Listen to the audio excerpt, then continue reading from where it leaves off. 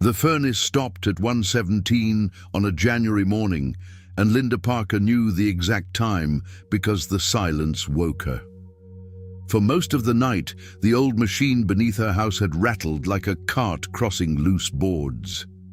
Then it made one final metallic sigh, and the vents went cold. Linda stood in her kitchen wearing a robe over 2 sweaters. At 58, she had worked for decades, paid every bill before its due date, and maintained the kind of orderly home that made people assume she was prepared for anything. But when the heating technician, a 46-year-old man named Aaron, gave her the repair estimate, Linda opened her banking app and saw $327 in savings. She paid with a credit card that was already too close to its limit. 3 years later, that same banking app would show $35,000. Linda would not receive an inheritance, win a prize, discover a secret investment, or suddenly earn an extraordinary salary. The change would begin in that cold kitchen, with 7 ordinary habits and a question she could no longer avoid. How much of her future had she been trading for a few minutes of comfort? Linda lived alone, in a modest suburban house in Columbus, Ohio. The mortgage still had years left on it. She worked as an administrative assistant at a publicly funded adult education center connected to the local school system, where every learner and colleague in her daily environment was an adult. She was good at her job. She remembered deadlines, found missing forms, calmed anxious callers, and kept the office moving when everyone else felt overwhelmed. Money at work was organized into neat columns. Her own money seemed to dissolve. Her adult daughter, Rebecca, age 40, sometimes asked whether Linda was saving enough for retirement. Linda always smiled and said she was doing fine. Her adult son, Daniel, age 37, had once offered to help her compare household expenses. She had changed the subject. Linda was not trying to deceive them. She simply believed that a woman who had supported herself for so long should already know how to manage money. If Linda's story feels familiar, consider which small purchase in your own routine has stopped feeling like a decision. For Linda, the answer was not one purchase. It was 7. Every weekday began at the same coffee shop. The drink and pastry usually cost a little more than $5, and Linda thought of them as the reward for getting out of bed before sunrise. When the office became hectic, she ordered lunch instead of eating what she had at home. On quiet evenings, delivery food brought a knock at the door and the brief comfort of another human voice. Target was her most dangerous place because it never felt dangerous. She entered for detergent and left with candles, storage baskets, skincare products, and a mug printed with a cheerful sentence she forgot by the following week. She bought clothes when signs promised 40% off. The discount felt like proof that she had been responsible, even when the blouse stayed in her closet with its tag attached. Subscriptions were quieter. A streaming service she had not opened in 6 months, a premium music plan she barely used, a monthly beauty box that delivered tiny products faster than she could finish them, a digital fitness membership she had activated during a burst of determination and then forgotten. The house had another appetite. Spring pillows, summer table runners, autumn wreaths, winter lights. Linda told herself that seasonal decorating made the rooms feel alive. In truth, changing the colors of the house was easier than admitting how lonely the rooms sometimes felt. The 7th habit was the one she defended most fiercely. She used her credit cards to buy generous gifts. Rebecca, 40, Daniel, 37, Linda's adult granddaughter Olivia, age 20, and her adult grandson Ethan, age 18, never demanded expensive things. Linda supplied the expectation herself. A large package arriving at someone's door made her feel useful. Paying for an elaborate dinner made her feel secure in her place at the table. She had confused the price of a gesture with the depth of a relationship. On the morning after the furnace repair, Linda called work and used a personal day. The house was warm again, but she did not feel relieved. She carried every shopping bag she could find into the kitchen. There were bags inside bags, folded carefully as if they had future value. She emptied a hall closet, then a cabinet, then the corner of the garage where unopened decorations waited for their proper season. She sat at the table with her laptop, 3 credit card statements, and a yellow legal pad. At first, she searched for a dramatic mistake. There was none. No luxury vacation, no expensive car, no single purchase large enough to explain why a woman with steady employment had almost nothing available when her heat failed. Instead, she found repetition. Linda reviewed 3 months of bank and card activity, then looked back across the previous year. Coffee and pastries averaged $105 a month. Delivery meals averaged $360. Unplanned store visits added about $245. Sale clothing averaged $185. Forgotten subscriptions cost $84. Seasonal decorations averaged $122 across the year. Gifts and attempts to impress other adults averaged $245. Together, the 7 habits consumed about $1,346 each month. Linda checked the total twice. It was not identical every month, but the average was real enough to make her grip the pen harder. She had always said there was nothing left to save. The statement showed that money had been left. She had simply assigned it to relief before it could become security. Shame rose quickly, but Linda did something new. She did not close the laptop. She wrote 7 headings across 7 pages. Under each one, she described what the habit gave her emotionally. Coffee meant reward, delivery meant company, unplanned shopping meant possibility, sale clothing meant permission, subscriptions meant aspiration, decorations meant renewal. Expensive gifts meant belonging. That list mattered more than the dollar total. If she removed the spending without replacing what it had been doing for her, the habits would return wearing different clothes. The plan was not a formula for anyone else. It reflected Linda's income, obligations, and risks. What made it useful was not perfection. It gave each dollar a purpose before loneliness, fatigue, or advertising could claim it. She also calculated the cost of replacing convenience. Coffee made at home was not free. Packed lunches required groceries. Cooking used electricity and took time. After those replacement costs, Linda believed the 7 changes could free an average of $1,246 a month. Some months would be lower, a few might be higher. The number was a direction, not a promise. On Sunday evening, she set the coffee maker for the next morning and prepared chicken, rice, roasted vegetables, and soup. The kitchen smelled like garlic and thyme. She placed 5 lunch containers in the refrigerator, then stood looking at them with an emotion so disproportionate that she laughed. They were ordinary containers, yet they were evidence that tomorrow's tired version of Linda would not have to invent a plan. The first Monday was easier than she expected. The second was not. Rain streaked the office windows. A complicated enrollment file consumed her morning, and Denise Walker, her 59-year-old colleague, walked in carrying a fragrant cafe cup. "You look like you want this more than I do," Denise said. Linda did. She could almost taste the sweet foam, but the desire was not really for coffee. It was for someone to reward her after a difficult morning. She poured the coffee from her thermos and wrote $5 in a small notebook. At home that night, she moved $5 to savings. The transfer felt almost ridiculous. $5 could not repair a furnace.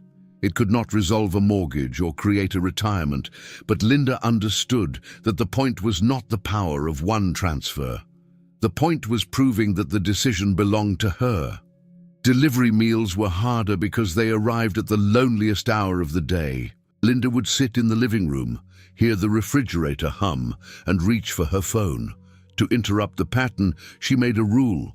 Before ordering, she had to heat one of the meals she had prepared and sit at the kitchen table for 10 minutes. If she still wanted delivery after eating, she could reconsider. Most nights, hunger disappeared, and the urge went with it. On the nights when the emptiness remained, she called Rebecca, 40, or Daniel, 37, but she did not ask them to entertain her. She asked a real question, and listened to the answer. Sometimes they were busy. Linda learned that a short conversation could still be meaningful, and that an unanswered call did not mean she had been forgotten. By the end of the first month, she had cancelled 4 subscriptions and downgraded another. She removed shopping apps from her phone. She placed a paper list beside her purse and promised not to enter a store unless the item she needed was written down before she left home. Then she created the rule that changed her relationship with promotions. Any non-essential purchase required a 72-hour wait. She could photograph the item, write down the price, and leave.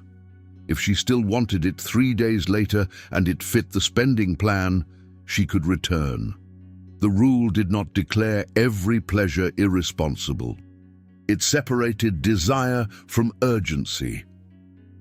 During the second month, Linda saw a navy coat marked down from $180 to $99. It fit perfectly. In the dressing room mirror, she looked polished, younger than she had felt during the furnace crisis, and prepared for a life more interesting than the one waiting outside the store. Her first thought was that she would save $81. Her second was that spending $99 was not saving anything if she did not need the coat. Linda photographed it and left. For the next day, she imagined wearing it. On the second day, she noticed that she already owned 2 navy coats. By the third, the urgency had disappeared. She moved $99 toward the card with the smallest balance. That evening, she opened her closet and began counting. 47 tops, 19 pairs of pants, 11 jackets, shoes for events she no longer attended. Several pieces still had tags. Linda chose items to sell, but the process delivered another shock. A dress that had cost $140 brought $22. A handbag she had considered an investment sold for $35. Decorative pieces went for a fraction of their original prices. At first, each offer offended her. Then she understood that buyers were not insulting her belongings. The market was revealing how little resale value her moments of excitement had retained. Over several weekends, Linda earned $2,460 from clothing, decorations, small furniture, and unused household items. It was meaningful money, but it was nowhere near what she had spent acquiring them. She directed the proceeds to her credit cards and watched one balance fall sharply. The empty space in the garage felt unfamiliar. Linda had expected satisfaction, yet one Saturday afternoon she stood between bare shelves and cried. The objects had been evidence of intentions, dinners she might host, hobbies she might begin, rooms she might transform. Selling them meant admitting that some imagined versions of her life had never arrived.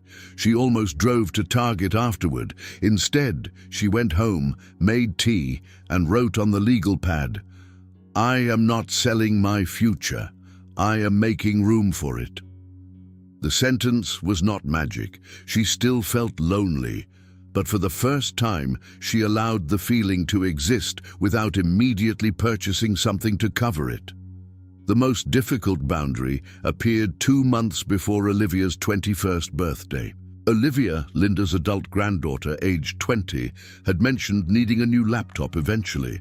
Linda began comparing expensive models.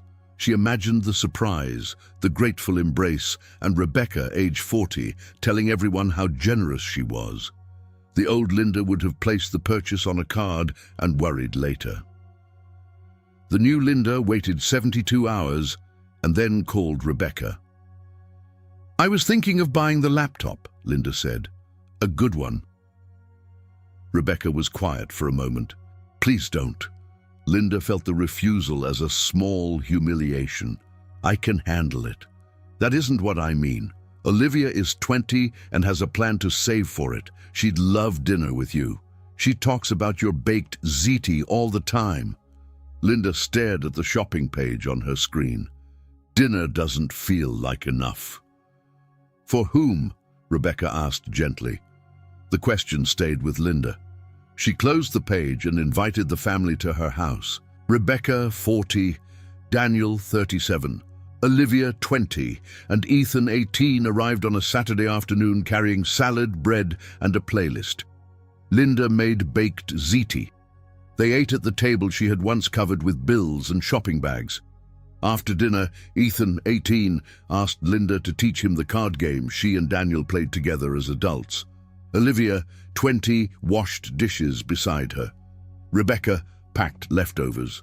Nobody looked disappointed by the absence of an expensive box. When the house became quiet again, Linda noticed that the silence felt different. It no longer sounded like proof that she had been left behind. It sounded like the calm after a good evening. Linda did not stop giving. She stopped borrowing in order to give. She created a modest gift category and chose gestures that fit inside it. She cooked birthday dinners. She printed photographs of recent gatherings. She invited her family to walk in a nearby park or help choose one box of decorations already stored in the garage. For the first time, the holidays did not leave a financial bruise that lasted until spring. Her progress became visible. One card reached 0, then a second. She kept the accounts secure and managed them according to her plan, but she stopped carrying balances forward. Each payoff removed a required payment from the next month and allowed her to direct more money toward the remaining balance and her reserve. If you had to release one of Linda's 7 habits, which one would resist the most? The answer often points not only to where money goes, but to what someone has been asking money to provide. At month 11, Linda became overconfident. She had gone weeks without an unplanned store visit. Her savings was growing, the garage looked clear, and preparing meals had become routine. When Denise, 59, suggested visiting a home store after work, Linda agreed. She told herself she could browse without buying. The store was filled with spring colors. Linda chose 2 pillows, a ceramic vase, hand towels, a scented candle, and a lightweight jacket from the clothing section. Every item was discounted. At checkout, the total was $286. She paid with a card. In the parking lot, Denise held up her own bag and smiled. "We deserve that." Linda looked at the receipt. 11 months of progress had not made her immune to the old sentence. She still wanted to believe that exhaustion created a debt the world owed her and that shopping could collect it. At home, she placed the bags on the kitchen table. She could have hidden them, removed the tags, and called the month unusual. Instead, she returned everything the next day. The refund did not erase the decision, but it prevented one lapse from becoming permission to abandon the entire plan. Denise noticed that Linda stopped joining the shopping trips. One afternoon, she leaned against Linda's desk and said, "You know, we're not 25. Saving every dollar now isn't going to turn us into millionaires." Linda felt the old embarrassment. Denise had named her private fear, that starting at 58 was evidence of failure, and that any effort made so late would only emphasize the time she had lost. "I'm not trying to become a millionaire," Linda said. "I'm trying to make the next emergency less frightening than the last one." Denise shrugged, but Linda heard steadiness in her own voice. The first year ended without fireworks. Linda had not transformed into someone who never wanted anything. She had become someone who recognized the moment desire tried to disguise itself as necessity. She still drank coffee every morning, but most cups came from her kitchen. She still enjoyed a restaurant meal, but it was planned. She still decorated her house, but she rotated what she owned instead of buying a new identity every season. In the second year, a medical bill arrived after a series of tests. The amount Linda owed was $2,140. She sat in her car outside the clinic and read the statement twice. Her first sensation was anger. She had worked so hard, and now the number in savings would move backward. Then she remembered the furnace. That repair had forced her to ask a nearly full credit card to rescue her. The medical expense would not. Linda reviewed the bill, confirmed the amount, and paid it from the reserve she had built for unplanned costs. Her account balance dropped. Her safety did not. The distinction changed her understanding of saving. The reserve was not a museum display that proved she was disciplined. It was a tool designed to be used when life interrupted the plan. Spending it on a legitimate, unexpected expense was not failure. Refusing to rebuild it afterward would have been the real danger. For 3 months, Linda slowed extra debt payments slightly and restored the reserve. She packed lunch, made coffee, followed her list, and did not punish herself with impossible restrictions. The process felt slower, but it remained stable. Denise, 59, watched from the next desk as Linda brought soup in a thermos during a particularly cold week. "Are you still doing all that?" Denise asked. "Most days." "Even after the medical bill?" "Especially after the medical bill." Linda did not give a speech. She showed Denise the 7 headings in her notebook. Denise studied the page and admitted that she had been paying for 3 entertainment subscriptions she could not even distinguish. A week later, she cancelled 2. Linda did not take credit. She understood that people changed when their own reasons became stronger than their defenses. By the middle of the 2nd year, Linda had paid the full amount associated with her revolving balances and the furnace repair. Including the interest and charges that accumulated during the payoff period, the total came to $8,420. She printed the zero balance confirmations and placed them in a folder. For several minutes, she expected triumph. What she felt instead was quiet. Debt had occupied a room in her mind for so long that its absence seemed almost empty. She no longer needed to calculate which payment could be moved a few days or whether a purchase would fit beneath an available limit. The money redirected from the 7 habits could finally move toward the reserve without first repairing yesterday. Linda increased the automatic transfer. She kept a small amount for planned enjoyment because she knew deprivation could become another kind of instability. Once a month, she met Denise for breakfast. She replaced worn shoes when necessary. She did not treat every dollar spent as a moral failure. Her real rule became simple. Money should support the life she had chosen, not the emotion she was trying to escape. There were other imperfect months.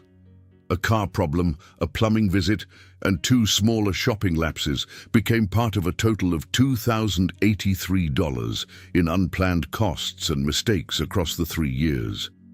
Linda recorded them without inventing excuses. She also refused to use them as proof that the entire project had failed. That refusal was one of her greatest changes. Before the furnace, one bad purchase usually led to another. Once she believed a month was ruined, she behaved as if nothing else mattered. Now she understood that a plan did not require an unbroken record. It required a return. At the start of the 3rd year, Linda reviewed her retirement accounts and estimated future income using official information available to her. She did not discover a painless solution. The mortgage still existed. Working longer might improve her options, but health, employment, and future costs could change. Linda resisted the urge to convert uncertainty into panic.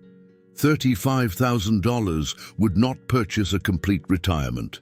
It would create time, absorb some emergencies, and reduce the chance that every surprise became expensive debt.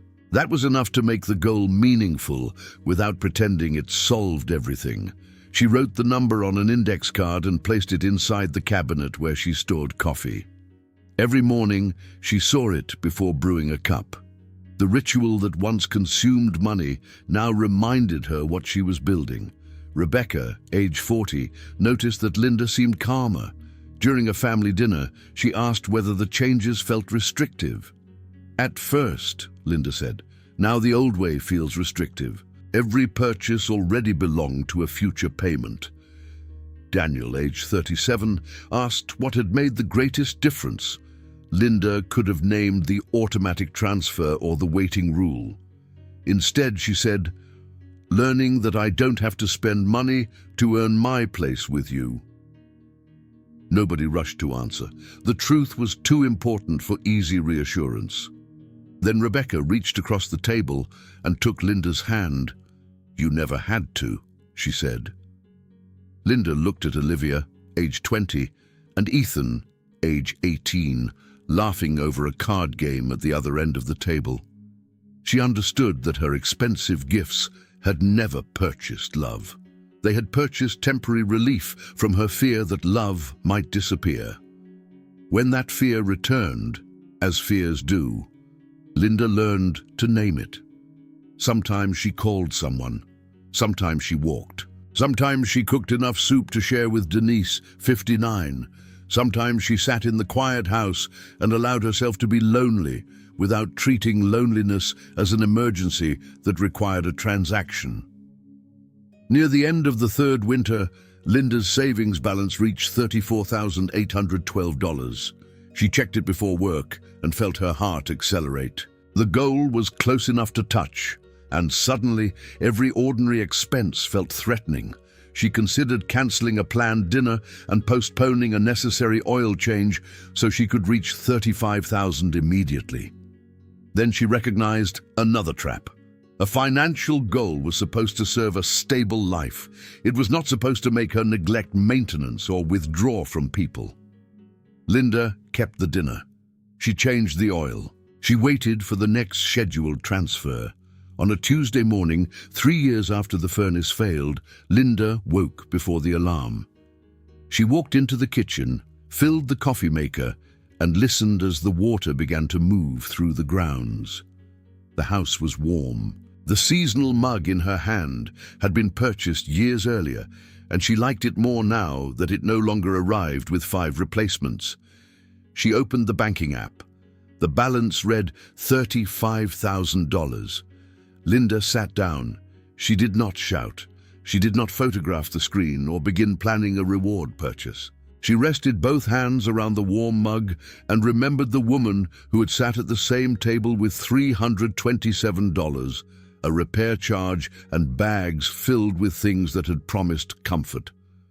The arithmetic of the 3 years was clear. Her starting $327, the $2,460 recovered by selling possessions, and an average of $1,246 redirected during each of 36 months had created $47,643 of available progress. Card payoff and furnace financing consumed $8,420. The medical expense used $2,140.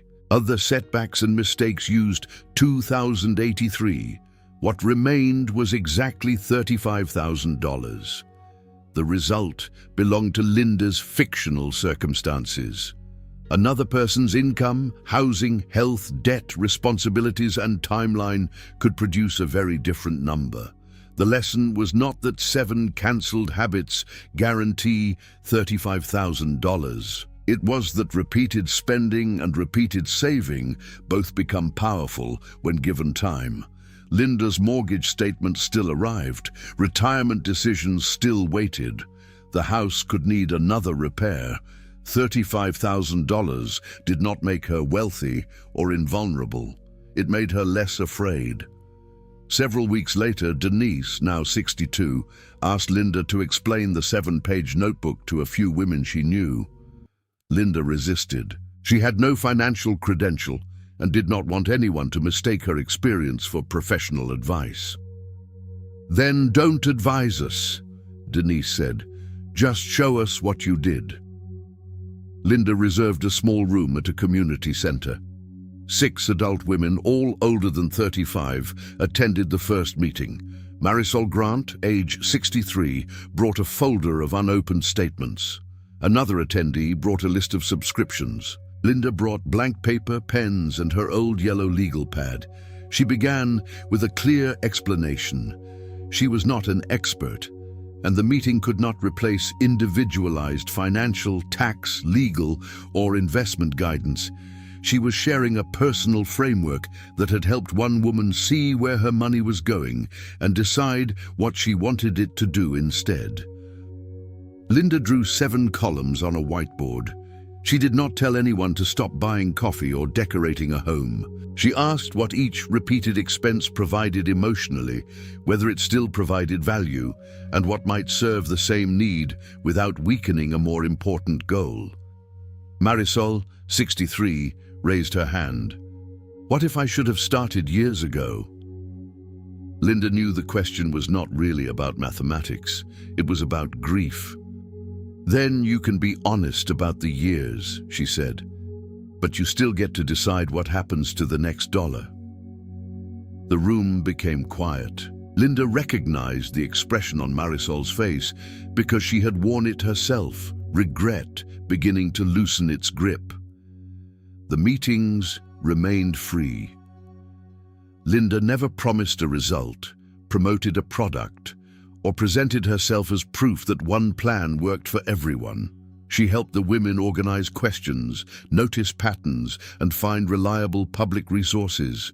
More importantly, she created a place where financial shame could be spoken without becoming a permanent identity. At home, the 7 pages stayed in a drawer near the kitchen table. Linda no longer needed to read them every day. Their lessons had entered her routines: coffee prepared before work, food waiting in the refrigerator, a list beside her purse, time between desire and purchase, subscriptions reviewed, decorations reused, and affection expressed without debt. Her greatest achievement was not the number on the screen. It was the knowledge that her future had not closed simply because she was 58 when she finally looked at it honestly. Linda had spent years believing security belonged to people who started earlier, earned more, or never made mistakes. At 61, she understood something gentler and more demanding. A new beginning did not erase the past. It changed the direction in which the past was carrying her. She had not eliminated pleasure. She had eliminated 7 ways of abandoning herself. And every morning, as coffee filled the quiet kitchen with warmth, Linda could feel the difference between a house full of purchases and a life with room to breathe. Thank you for spending this time with Linda. If her journey reminded you that a late beginning can still be a real beginning, continue with the story appearing on your screen now, where another woman discovers that financial peace often starts with one honest decision.